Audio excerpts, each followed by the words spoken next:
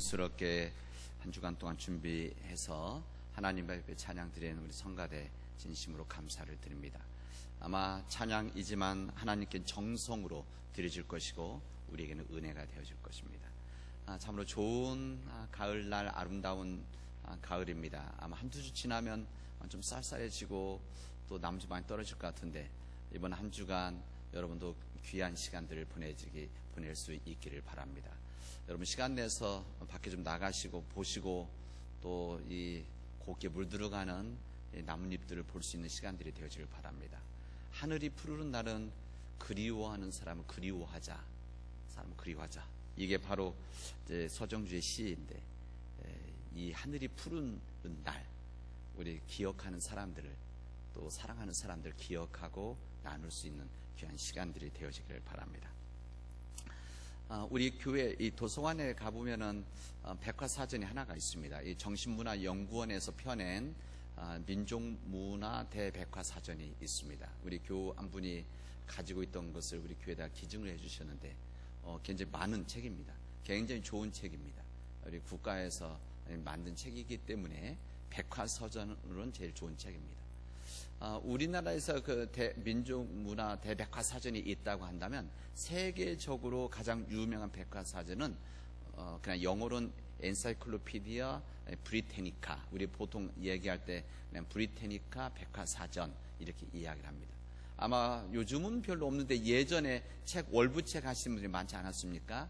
그래서 이 월부책 하시는 분들이 가장 많이 팔았던 책, 그러면 굉장히 근사한 책이라서 길게 27권짜리 된 큰 책이고, 그래서 사람들이 그때들 많이 사서 집에 가지고 있는 분들 아니면 직장 이런 데 가지고 있는 분들이 있습니다. 아마 여기에 집에 가지고 계신 분들도 있을 겁니다. 이 브리테니카 사전은 이 대영 제국이 자신들의 이 자존감을 가지고 만들었던 200년 전부터 만들었던 책입니다. 그래서 이 책은 정말 유명한, 세계적으로 많이 유명하죠. 당연히 각국에 번역되어져서 나가 있기 때문에 많은 사람들이 가지고 있습니다.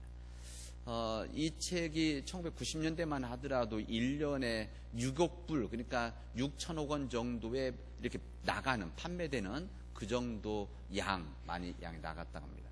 그런데 1990년대 때 몇 년 지나고 나서 그때 이 마이크로소프트하고 글로리아라는 이 두 회사가 이 같은 책을 다시 만들었습니다. 아마 판권을 받아서 만들었겠죠. 만들었는데 만들어서 내놓은 거 보면 CD로 팔았습니다. CD로, 이렇게 작은 CD. 요즘 USB가 이만한 작은 거 가지고 다니지만 옛날에 이렇게 동그란 거 CD 갖고 있지 않았습니까? 이 CD돔에다가 넣어서 이것을 팔았습니다. 그런데 이것을 파니까 이 회사에 생각할 때는 이거 아이들의 그냥 장난이라고 생각을 했습니다. 그리고 걱정도 안 했습니다. 그런데 시간이 지나면서 이 CD로 팔렸던 이것 때문에 이 브리테니카 회사가 넘어갔습니다. 그러니까 이 사람들은 시대의 흐름을 감지하지 못해서 현실에 안주했던 그런 사람들이었었습니다. 그들이 가지고 있던 200년, 230년 역사와 전통을 고수하면서 우린 이것을 가지고 그냥 갈 수 있지. 우리 역사가 있는데, 전통이 있는데. 그래서 고수하다가 브리테니카는 무너졌습니다. 그리고 몇 년 후에는 이 회사가 다른 회사에 헐값에 팔렸습니다. 그런 역사의 교훈이 있습니다. 오늘은 502주년 종교개혁절입니다. 정확하게는 교회개혁절입니다. 이게 그냥 영어로 그냥 종교, 교회 써있지 않고 그냥 리포메이션 이렇게 되어 있기 때문에 그냥 개혁, 새로운 이런 개혁이죠. 그러니까 정확하게 그냥 사회적으로 역사 시간에 종교 개혁 이렇게 얘기했기 때문에 그렇게 되는데 정확하게는 교회 개혁 주일입니다.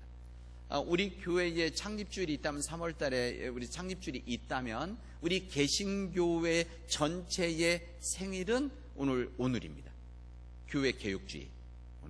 10월 마지막 날 31일이고 그 전 주일을 종교개혁주일을 지냅니다. 우리 교회는 이 종교개혁주일, 교회 개혁주일에 맞추어서 작년과 더불어서 이번 해도 우리 영적 갱신을 위한 새벽 기도회를 이번 21일 동안 갖고 있습니다. 이 교회가 새로워졌던 역사를 우리 기억하면서 우리 지금에 있어서 우리 자신들의 영적인 각성을 위해서 함께 모여서 말씀을 듣고 또한 기도를 하면서 우리들이 이 기간을 보내고 있습니다.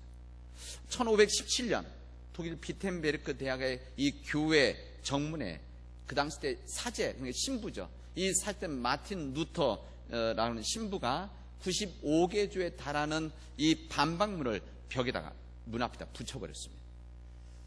이 95개 반박문, 그때 당시 이게 무슨 데모하는 그런 글이 아니라 실제는 그 당시 때 이런 것을 논의를 하자. 이런 부분이 문제가 있는데 그 당시 교회 문제들에 대해서 이것을 대화를 하고 논의를 하자라고 하는 사실은 제목을 붙인 내용입니다. 그 당시 교권이 강해지면서 권력했던 로마교회, 그 당시 교회의 이 부패에 대한 사실은 증언이었었습니다. 그리고 이 부패에 대한 그 당시 교회의 이 부패, 타락한 교회, 또 한 가지는 타성에 젖어 있었던 이 교회에 대한 하나님 말씀의 도전이었었습니다. 이 교권이 강해지면서 돈과 권력이 있던 로마 교회, 출세의 상징으로 성직을 사고 팔았던 그 당시 때 교회 지도자들, 화려하게 십자가가 올라간 그 교회, 넓은 땅과 재산을 소유하고 있는 그 교회, 돈을 모으기 위해서 자신이 잘못한 것을 용서받기 위했던 면죄부, 모든 이런 것들에 대해서 그 당시 때 이 젊은 신부였던 마틴 루터 이 신부는 이 반박문에다가 이것은 아닙니다, 노라고 하는 이 부분을 여기에 써서 올렸던 겁니다.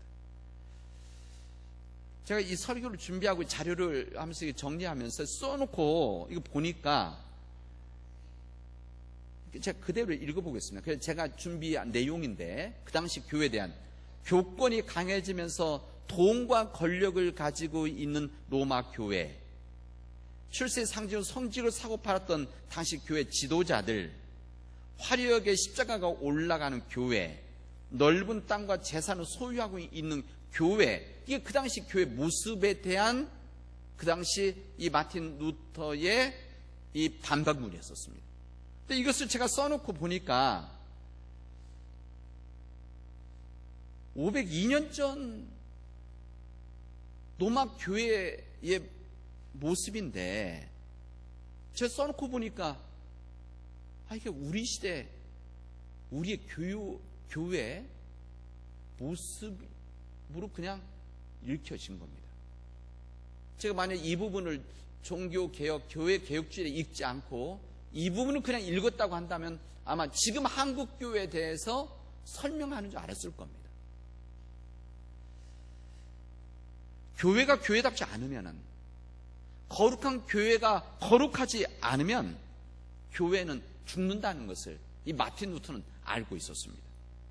그리고 이 피 끓는 이 마음을 가지고 그 당시 교회들에 대해서 이 부분을 이해하기로 했던 겁니다. 이 마틴 루터가 95개조를 올렸는데 이것은 단순히 이 로마 교회에 대한 이야기만은 아닙니다. 왜냐하면 그 당시 때 이 정치와 이 종교, 그 당시 로마 교회가 가지고 있는, 아마 여러분들 우리 세계사 공부했을 때 뭐 옛날 학교 다닐 때 아마 들었던, 어쨌든 그 당시 때 이 유럽 중세가 이 정치와 종교가 일치되어져 있었던, 그래서 모든 왕들과 이 영주들을 다 로마 교회에서 임명하고 인정해야만 가는 그 땅을, 그리고 모든 땅들은 다 교회 땅, 뭐 이런 거죠. 그래서 이 95개조라고 하는 것은 단순히 교회와 신앙에 대한 부분이 아니라 사회에 대한 문제가 우리 여기에 함께 담겨져 있는 겁니다. 그 당시 강력한 힘을 가지고 있었던 이 로마 교회의 모습과 이 부패, 이 타성에 젖어 있었던 이런 부분을 세상에 드러낸 겁니다. 이 감추어져 있었던, 사람들이 말하고 싶지 않았던, 감히 말할 수 없었던 이 사실들을 세상에 드러냄으로 인해서 이 마틴 루터는 힘든 생활을 해야 되고 싸움을 해야 했습니다. 그리고 십자가의 길을 걸어가야 했습니다. 아마 그는 그렇게 표현하지는 않았지만 이 곰팡이라고 하는 것은 햇빛을 받아야 죽는다는 아마 이 생각 때문에 하나님의 빛으로 이 곰팡이 같았던 그 당시 교회의 이 부패와 타성을 아마 내놓고 싶었던 그의 열정이, 애정이 있었을 것입니다. 이 교회 개혁이 독일에서 끝난 것이 아닙니다. 이 교회 개혁의 불씨가 시작이 되어져서 그 당시 때 독일과 스위스와 유럽 전체에 불이 붙었습니다. 그리고 교회들을 변화시켜 나가는 큰 역사가 시작되었습니다. 그래서 우리 개신교회가 시작되어진 겁니다. 그리고 그 개신교회 전통이 지금 우리 같은 예배에 지금 임하고 있는 겁니다. 이 종교개혁의 교회개혁의 이 도화선이 되어졌던 이 마틴 루터의 정신은 개인적인 정신이 아닙니다. 이 개인적인 정신이 아니라 예수 그리스도의 정신이었었습니다. 그리고 복음의 정신이었었습니다. 그 복음의 정신을 말씀하셨던 예수님, 그 예수님께서 그때 1500년 전에 예루살렘에서 바리새인들에게 질문을 합니다. 너희는 그리스도에 대해서 어떻게 생각하느냐? 너희는 그리스도에 대해서 어떻게 생각하고 있느냐? 그 당시 때 지도자들이었던 바리새파 사람들에게 예수님 질문을 하시게 되어집니다. 이때 이 예수님 질문에 대해서 이 전통을 잘 알고 있었던, 그 당시 전통을 알고 있었던 이 바리새파 지도자들이 다윗의 자손입니다, 이렇게 대답을 합니다. 왜 그런가 하면 이 그 당시 때 메시아라고, 그리스도라고 하는 것은 사실 이것은 히라버고, 이것을 이 히브리 그들의 말로 한다면 메시아입니다. 메시아. 이 메시아를 이제 그리스도다 이렇게 번역을 바꾼 거죠. 그러니까 이들의 메시아라고 하는 것은 이미 구약 성경에 기록되어져 있는 약속입니다. 이 약속 중에 한 부분이 무엇인가 하면은 다윗의 자손이다. 다윗의 가정에서, 지파에서, 이 가족들 중에서 메시아가 올 것이다 라고 하는 이 구약의 말씀을 지적으로 알고 있었기 때문에 그렇게 대답을 한 겁니다. 이 예수님의 질문, 너희는 그리스도에 어떻게 생각하느냐? 넌 그리스도에서 어떻게 생각하냐? 이 질문은 바리새파 사람들에게 주는 질문이자 1500년이 지나서 이 로마교회에 주었던 질문이고, 그리고 오늘 이 시대를 살아가는 우리에게 주시는 주님의 질문입니다.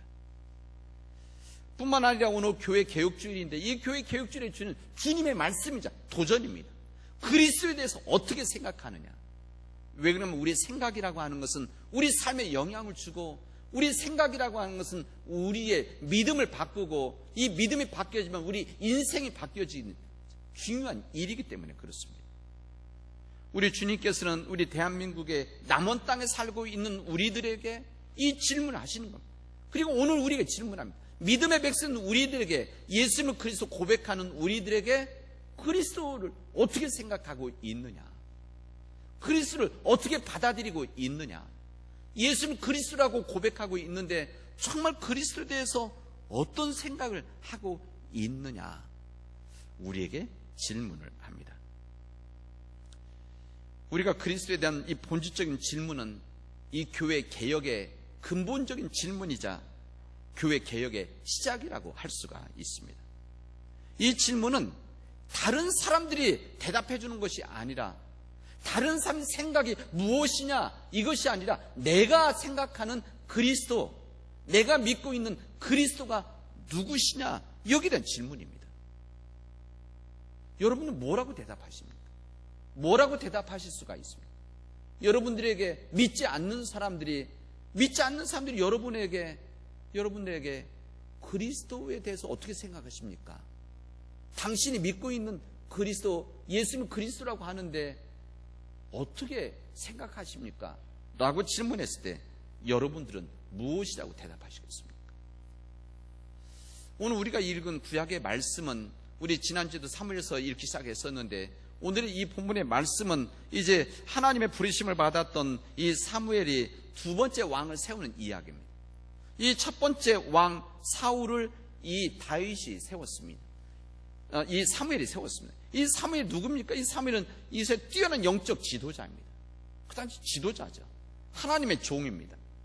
사람을 보는 눈이 있었던 하나님의 종이었었습니다. 그래서 이스라엘 이끌 첫 번째 왕으로서 사울을 세우고 기름을 부었던 겁니다. 이 기름을 부었다라고 하는 이 어노인트라고, 이 기름 부었다는 것이 사실은 메시아 뜻입니다. 메시아라고 하는 것은 기름 부음 받은 사람이라고 하는 뜻입니다. 모든 사람들이 인정하고 똑똑했던, 용맹스러웠던, 그리고 이 겸손 인정받았던 이 사울 첫 번째 왕, 이 사무엘이 첫 번째 왕을 세울 때 그렇게 인정받았습니다. 사람들이 인정을 받았죠. 그런데 그는 그 인정받았던 그의 지도력과 이 겸손함, 하나님 앞에서의 이 낮아짐, 이것을 잃어버렸습니다. 잃어버립니다. 인간이 이렇게 약하죠. 이 초심을 지키지 못하는 이 약함 때문에 악해지는 겁니다. 이 제사장이 드려야 되는 제사까지도 자신이 급하다고 자신이 제사를 집례를 해버립니다. 그래서 이 사건을 계기로 해서 이 사무엘은 이 사울을 포기하게 되어집니다. 하나님의 뜻을 어긋난 일로 인해서. 그리고 이제 새로운 왕을 찾는 이야기가 오늘 본문의 이야기입니다. 이런 이유를 가지고 하나님 명령으로 베들레헴 산 이새의 집으로 가게 되어집니다. 주님께서 이 이새의 아들 가운데서 왕이 될 사람이 한 명 골라놨다라고 하는 이제 하나님의 뜻이 있어서 이 사무엘은 이새 집에 가게 되어집니다. 지금 현재 왕이 있는데 왕을 세우러 가는 것, 이거 역적 아닙니까? 그래서 몰래 가게 되어지는 겁니다. 사무엘은 이런 생각을 했습니다. 이 사울과 사울 가문을 무너뜨리려고 한다면 적어도 사울보다는 더 뛰어난 사람을 찾아야 되지 않겠느냐. 이 사울을 넘어뜨리려고 한다면 사울보단 더 잘생기고 사울보단 더 키도 크고 몸집도 좋고 똑똑해야 된다는 그런 생각을 했었습니다. 이게 인간적인 생각 아닙니까? 인간적인 기준을 이 사무엘이 생각하고 이새 집에 간 겁니다. 이제 그 이새에게 말해서 아들들을 좀 오라고 했는데 이 아들들이 들어왔는데 이 첫 아들 이 장래 엘리압이 나오게 됩니다. 이 뒤에도 이제 엘리압에 대한 이야기 나오는데 어쨌든 엘리압 첫 아들이 나왔습니다. 엘리압을 보니까 이 사무엘 눈에 보기에 너무 잘생긴 겁니다. 키도 큰 겁니다. 그래서 영적인 지도자라고 할 수 있는 이 사무엘이 그를 보고 나서 무슨 생각을 했는가 하면 성경에 보면 주님께서 기름 부어 세우시려는 사람이 정말 주님 앞에 서 있구나, 이런 이야기를 하게 되죠. 생각하죠. 이 엘리압 이 집 아들, 이 장남이 키도 크고 똑똑하게 생기고 잘생긴 이 아들이 주님께서 기름 부어 세울 사람이구나 라고 하는 이 마음을 갖게 되어집니다. 내가 이렇게 힘들게 온 이유가 여기에 있었구나, 이 마음을 가졌습니다. 근데 그런 마음을, 이 사무엘의 마음을 아신 하나님께서 No, 아니다 얘기하신 겁니다. 아니다, 이 엘리압이 아니다. 네가 보기에 키도 크고 잘생기고 똑똑해 보이는 이 엘리압이 내가 말하는 그 사람이 아니다 얘기를 하십니다. 그러면서 이렇게 이야기합니다.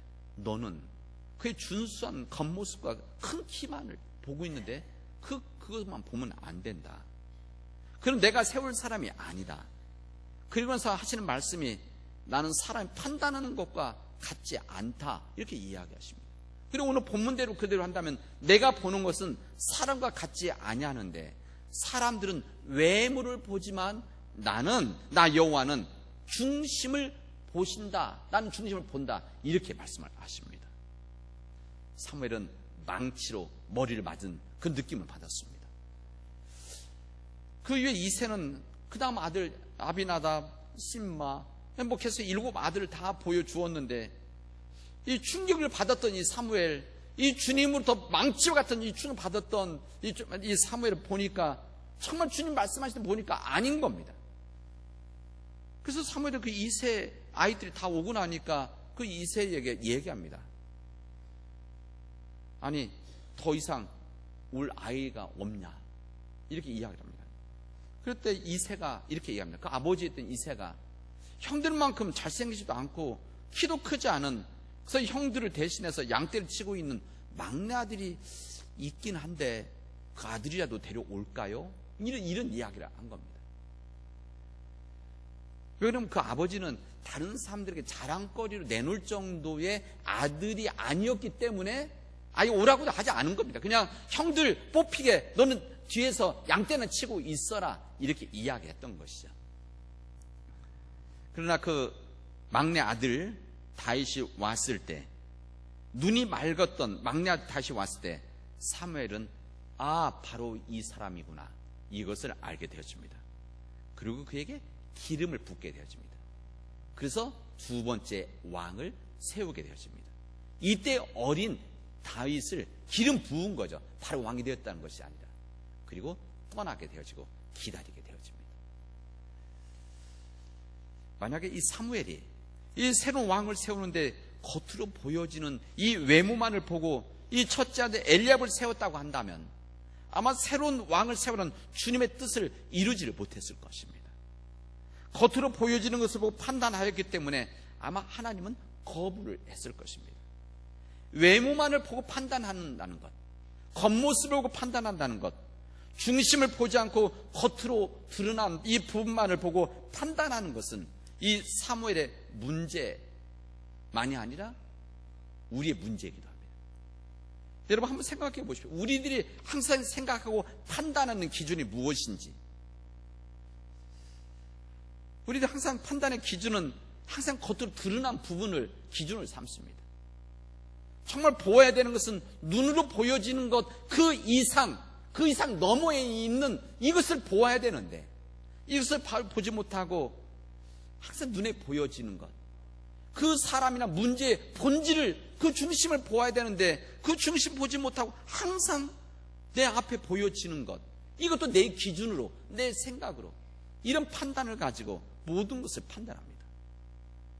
여러분, 본질과 중심을 보지 못하면 항상 세상적인 방식을 선택하게 되어집니다. 여기 사무엘도 그러죠.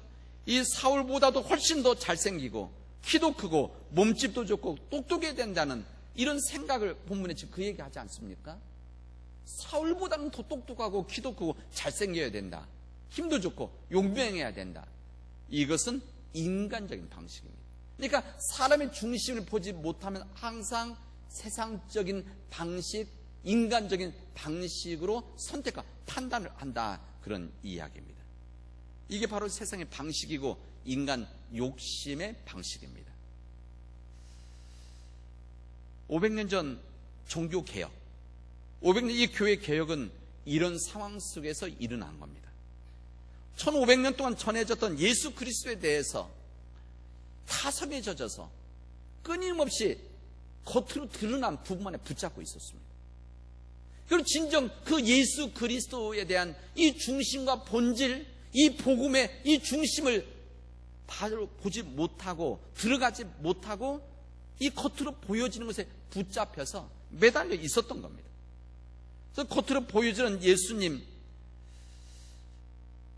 중심을 정말 보아야 되는데, 그런 인간의 탐욕과 인간의 욕심, 인간의 죄 때문에 그 눈이 멀어서 못 본 겁니다. 아마 보지 않으려고 했었을 것입니다. 예수 그리스도의 말씀을 겉으로 드러난 현상적인 것을 겉으로 보여진 것만을 추구하다 보면 여러분 복음의 생명력 죽어가게 되십니다. 이게 바로 2000년 교회 역사입니다. 이 복음의 껍데기, 겉으로 보여지는 것, 이 현상적인 것 붙잡혀 있고 이것에 집중하게 되어지면 예수 그리스도의 복음의 생명력은 점점점 약해지고 죽어가고 무너지는 겁니다. 이것을 반대로 말한다면 이 복음의 생명력을 다시 살리고 회복하는 유일한 길은 무엇인가? 예수님의 말씀, 예수님, 복음, 이 본질을, 중심을 찾아나가는 겁니다. 그리고 이것을 위해서 간절한 마음으로 기도하는 것이고 이것을 추구하기 위해서 함께 마음을 모아서 그 길을 걸어가는 겁니다. 이런 일이 있을 때만이 새로운 역사가 시작이 되어집니다. 진정한 교회 개혁이라고 하는 것은, 진정한 우리 자신들의 개혁이라고 하는 것은 우리 자신들 안에 시작되어져야 됩니다. 그리고 우리 자신들의 겉모습, 우리의 겉모습이 아니라 우리의 속사람을 우리들이 들여다볼 수 있어야 됩니다. 내가 하나님 앞에 진정 내 서 있는 내가 누구인가, 내가 다른 사람이 인정한, 겉으로 보여지는, 다른 사람 칭찬해주고 다른 사람 박수 쳐주는 그런 내 겉모습이 아니라 내 안에 있는 나는 누구인가, 하나님의 백성으로서, 주님의 제자로서, 하나님의 은혜를 받은 자로서, 하나님의 용서받은 이 죄인으로서 내가 누구인가 나를 들여다보게 되어질 때, 내가 그때 이 겉모습이 벗겨지면서 그때 새로운 거듭남의 역사가 시작되어지는 겁니다. 여러분, 교회도 마찬가지입니다. 우리 교회도 마찬가지입니다. 우리 교회가 가지고 있는 겉모습이 아니라 우리 자신들 내부에 있는 이 속사람과 같은 우리 중심이 우리가 온전히 볼 수 있어야 됩니다. 그리고 우리 교회 전체가 예수 그리스도의 복음의 내면 중심에 우리 보고 그것을 찾아 나가야 되는 겁니다. 여러분, 개혁교회, 우리 개신교회 개혁교회를 말할 때 영어로는 Reformed Church 이렇게 말을 합니다. 그게 뭐냐면 개혁된 교회 이렇게 말하는데 이것은 틀린 말입니다. 우리 개혁교회라고 하는 것은 개혁된 교회가 아니라 개혁하고 있는 교회입니다. 지금도 개혁하고 있는 교회, 지금도 끊임없이 우리 스스로 개혁하고 우리가 스스로 우리 자신들을 극복하려고 하고 끊임없이 미래를 향해서 우리 자신들의 현실에 안주하지 않고 나아가려고 하는 이 믿음이 있을 때에 바로 그 교회가 개혁교회입니다. 그리고 개신교회입니다. 그리고 주님이 말씀하시는 주님의 제자들입니다. 이 주님의 제자들은 이런 사람들입니다. 이 주님의 제자들은 현실에 안주해서 편안함을 추구하고 여기가 좋사오니 그냥 어제와 같은 오늘 같은 내일 이것을 추구했던 사람들이 아니라 끊임없이 거듭남을 추구하면서 끊임없이 변화하고 개혁하려고 했던 그런 하나님의 사람들입니다. 오늘 교회 개혁주의를 맞이해서 우리 자신들이 주님 안에서 거듭나는 우리 기도합시다. 이 거듭남에 몸부림치는 믿음의 길을 걸어가도록 합시다. 뿐만 아니라 우리 교회가 이 거듭남을 위해서 영적 갱신을 하는 우리 교회가 되어져서 주님의 칭찬을 받는, 인정을 받는, 그래서 세상에 희망을 만들어 나가는 주님의 교회를 우리 함께 만들어 가도록 합시다. 주님의 주신 은혜입니다. 기도합시다. 하나님 감사합니다. 오늘 저희들에게 이 귀한 은혜 주셔서 주님, 우리 외모가 아니라 주님의 중심을 봐야 된다라고 하는 이 말씀을 듣고 우리가 회개하고 결단하게 되어집니다. 우리가 걸어가는 그 길, 그게 주님의 길이 되게 하시고, 주님, 그 힘들고 어려운 길이지만 주님 흔들림 없이 그 개혁의 교회가 이루어질 수 있도록 주님 인도하여 주시옵소서. 주님, 개혁하고자 하는, 끊임없이 거듭나고자 하는, 현실에 안주하지 않고 끊임없이 변화하려고 하는 이 그리스도의 복음의 정신이 우리에게 임해서 이 땅의 생명의 교회가 되어질 수 있도록 인도하여 주시옵소서. 이 모든 말씀을 예수님의 이름으로 기도합니다. 아멘.